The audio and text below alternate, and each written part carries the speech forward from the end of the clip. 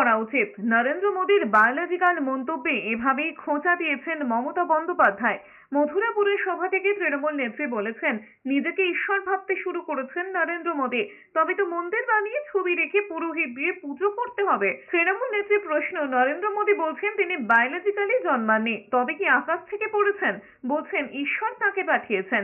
এরপরেই আক্রমণ করে মমতা বন্দ্যোপাধ্যায় বলেছেন, ঈশ্বর কি হিংসা করতে পাঠায়, না ঈশ্বর মিথ্যে কথার বিজ্ঞাপন দিতে পাঠান? এ ধরনের মন গড়া কথা না বলে রাজনীতিক নরেন্দ্র মোদীকে ছাড়তে বলছেন তিনি।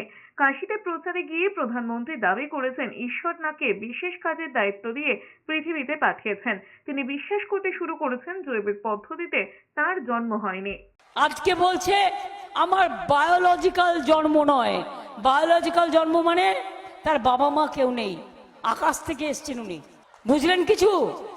তার বাবা মা কেউ নেই, তার জন্মটা হচ্ছে ঈশ্বর তাকে পাঠিয়েছে। বাপ রে বাপ, মিথ্যে কথা বলারও তো একটা লিমিট আছে।